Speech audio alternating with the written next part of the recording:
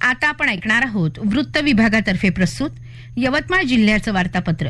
याचे लेखक आहेत आमचे प्रतिनिधी श्रीकांत राऊत.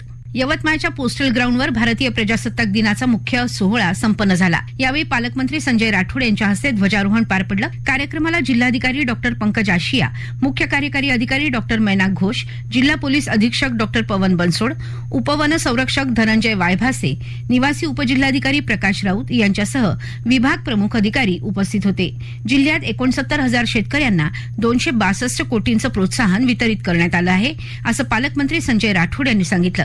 सेवानिवृत्त पोलीस अधिकारी कर्मचारी कल्याणकारी असोसिएशन यवतमाळ द्वारा आयोजित सेवानिवृत्त पोलीस स्नेह मिलन सोहळा यवतमाळ येथील सेलिब्रेशन हॉल इथं उत्साहात पार पडला. पालकमंत्री संजय राठोड कार्यक्रमाच्या अध्यक्षस्थानी होते.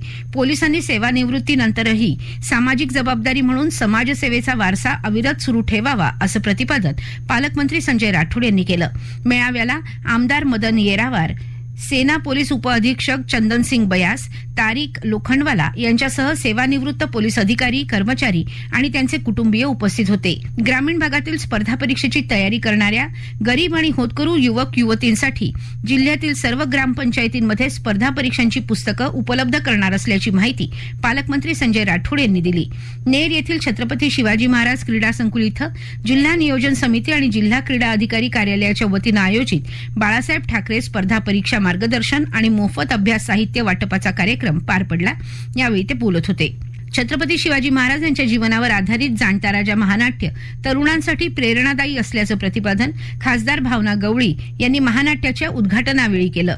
छत्रपती शिवाजी महाराजांच्या 350व्या राज्याभिषेक वर्षानिमित्त यवतमाळ येथील समता मैदान इथं जाणता राजा या 3 दिवसीय महानाट्याचं आयोजन करण्यात आलं होतं. यवतमाळ जिल्ह्यातील नगरपालिका आणि नगरपंचायत क्षेत्रातील रमाई आवास योजनेअंतर्गत 650 घरकुलांना शासनानं मंजुरी दिली असून 16 कोटी 25 लाख रुपयांचा निधी समाज कल्याण कार्यालयाकडे प्राप्त झाला आहे.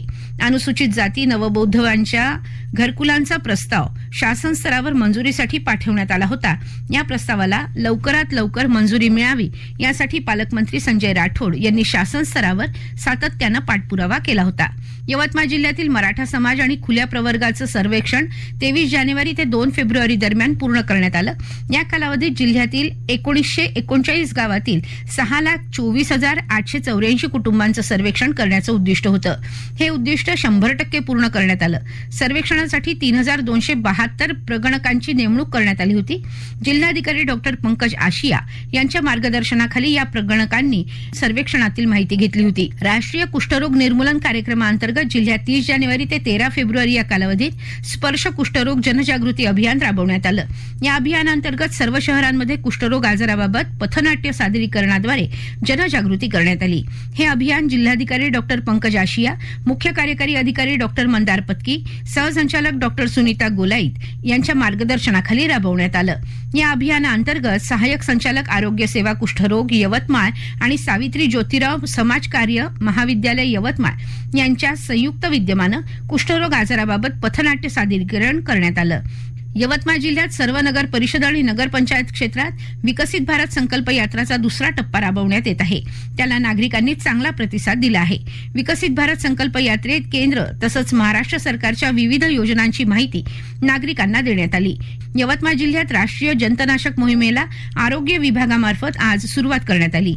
एकाच दिवशी 1 ते 19 वर्षे वयोगटातील सुमारे 6,33,000 बालकांना जंतनाशकाच्या गोळ्या देण्यात येत आहेत. राष्ट्रीय जंतनाशक मोहिमेचं जिल्हास्तरीय उद्घाटन जिल्हा शल्यचिकित्सक डॉक्टर S.S. राठोड आणि जिल्हा आरोग्य अधिकारी डॉक्टर P.S. चव्हाण यांच्या प्रमुख उपस्थितीत करण्यात आलं. राज्याचे मृद आणि जलसंधारण मंत्री तथा जिल्ह्याचे पालकमंत्री संजय राठोड यांच्या हस्ते दारव्हा नगर परिषद क्षेत्रातील विविध विकास कामांचं भूमिपूजन झालं. वैशिष्ट्यपूर्ण योजनेअंतर्गत होत असलेल्या या कामांची एकूण किंमत 1,60,00,000 इतकी आहे. आत्ताच आपण ऐकलं वृत्त विभागातर्फे प्रस्तुत यवतमाळ जिल्ह्याचं वार्तापत्र. याचे लेखक होते आमचे प्रतिनिधी श्रीकांत राऊत आणि वाचक स्वर होता आभाराणी पटवर्धन यांचा.